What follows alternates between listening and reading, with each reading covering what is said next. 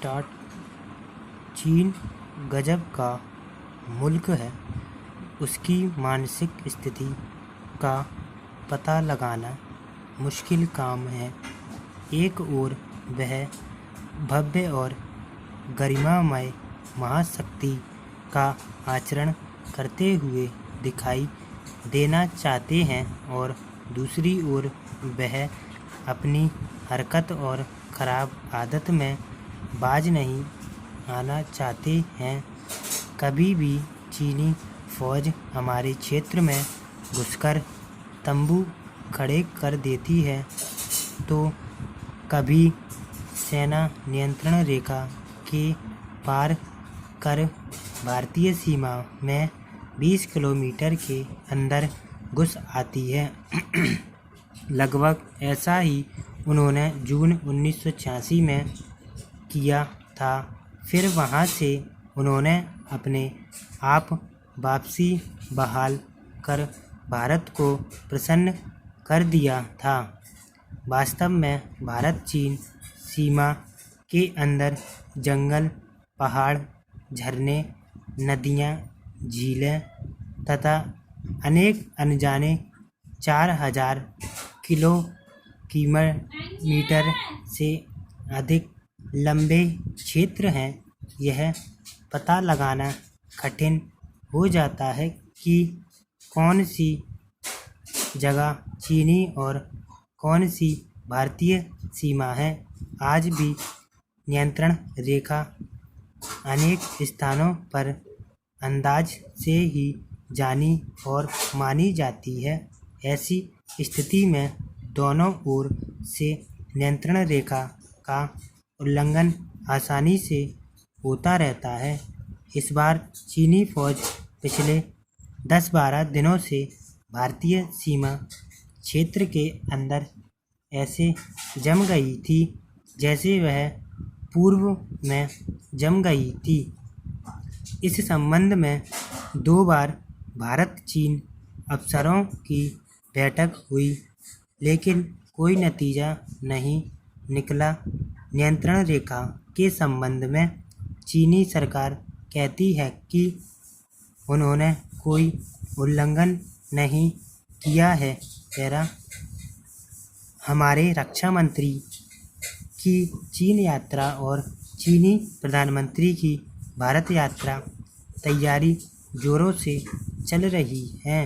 यदि घुसपैठ का यह मामला तूल पकड़ ले तो दोनों यात्रा रद्द हो सकती हैं और दोनों के अंदर मनमुटाव हो सकता है।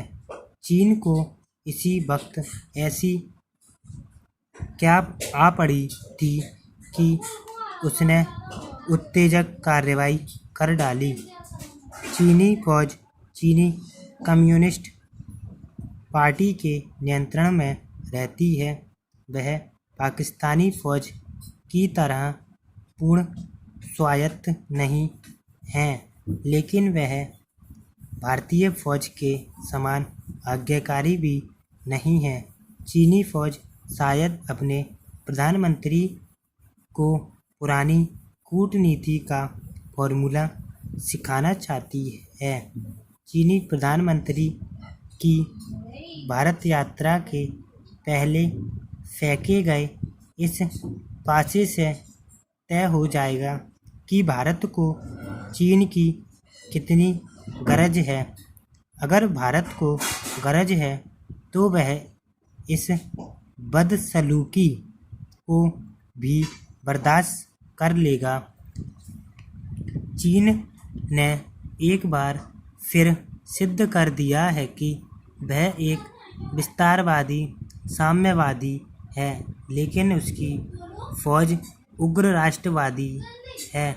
उससे भारत ही नहीं, करीब दर्जन भर पड़ोसी देश Japan, Vietnam, Philippines, Taiwan, Korea, Malaysia, रूस, कौन सा ऐसा देश है जिससे उसका सीमा विवाद नहीं होता है।